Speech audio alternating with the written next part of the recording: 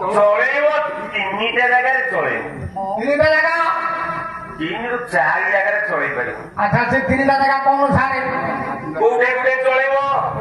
କହିଲା ମିଠା ଆମ୍ବ ଯେବେ ହୋଇବ ପକା, ମିଠା ଆମ୍ବ ଯେବେ ହୋଇବ ପକା, ମିଠା ଆମ୍ବ ଯେବେ ହୋଇବ ପକା, ମିଠା ଆମ୍ବ ଯେବେ ହୋଇବ ପକା, ବୁଢ଼ୀ ହାତରେ ଧରିଲା ଚକା, ବୁଢ଼ୀ ହାତରେ ଧରିଲା ଚକା।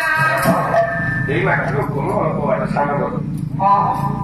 ଭକ୍ତଚରଣ ଦାସ କହିଲା ଯେବେଟି ହୋଇବ ଭାତ ନକେଇ, ଯେବେଟି ହୋଇବ ଭାତ ନକେଇ, ନାମ ତଳେ ସିନା ସୁପରି ନାହିଁ ଧାନ ତଳେ ସିନା। ବାଦାମବାଡ଼ି ବସଷ୍ଟାଣ୍ଡକୁ ଯାଇଥିବ ଆମ୍ବ କିଲୋ ଦବ 150, ଦିଟା ଆମ୍ବ ଦବ କେଜି ନେଇକି ଆଇଲୁ ଘରକୁ କାଟୁ କାଟୁ ଗୋଟେ ଆମ୍ବ କୁକୁରା ହେଇଗଲା। ଆଜ୍ଞା ଆଜ୍ଞା ଆଜିକାଲି ବାବୁମାନେ କହିଲୁ ତମେ ଯୋଉ ହାଟରୁ ପରିବା ଆଣୁଛ ମନେ କର ବାଇଗଣ ଆଣୁଛ କୁକୁରା ଯଦି କହିଲା ଫୋପାଡ଼ି ଦଉଛ। ନାଇଁ ନାଇଁ ନାଇଁ ବାଇଗଣ କିଲୋ 2 ଟଙ୍କା ଦେଲା ବେଳେ ଦେ ଫୋପାଡ଼ି ଦେଉ। ବାଇଗଣ କିଲୋ 100।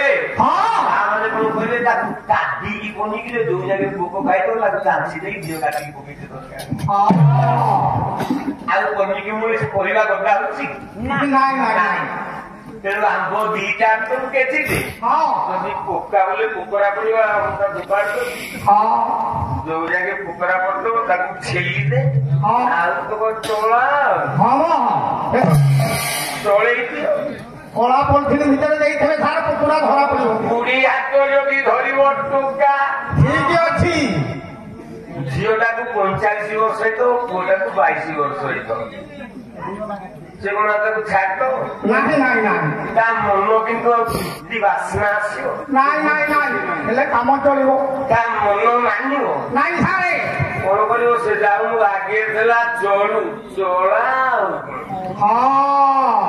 ସାଙ୍ଗସାଥି ଏକାଠି ହେଇକି ଭୋଜି କରିବାକୁ ଯାଇଥିଲେ ମନେକର ଏଠି ମାଙ୍କ ମାନ୍ତ୍ରୀ ମନ୍ଦିର ପାଖରେ ଭୋଜି ମଟନ ନେଇଥିବ ଭାତ ବାସୁମତି ରାଇସ୍ କରିଦବ ବିଅର ପେଟିଟେ ନେଇଯାଇଥିବେ ବଜି ଘୋଳିକି ଢାକୁ ଢାକୁ ପିଇବୁ ପିଉ ଚାଖଣ କରୁ ନିଶା ହେଇଯାଇଥ ଭାତ ବଇଛି ବୋଲି ତାଙ୍କର ଆଉ ମନେ ନଥିବ। ଗୋଟେ ଯେ କେରାଣ୍ଡି ଆଇକି ଦବେ ଆରେ ଭାତ ହଉଥିଲା ନା ଚାଉଲା ଓହ୍ଲା ବେଳକୁ ଭାତ କ୍ଷୀରି ପ୍ରାୟ ନକେଇ ହେଇଯାଇଥ।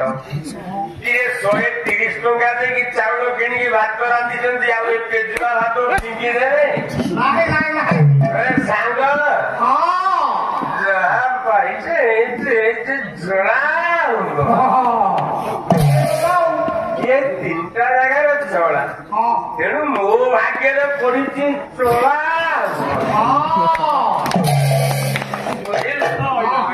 ତେଣୁ ଚଳା ଚଳେଇ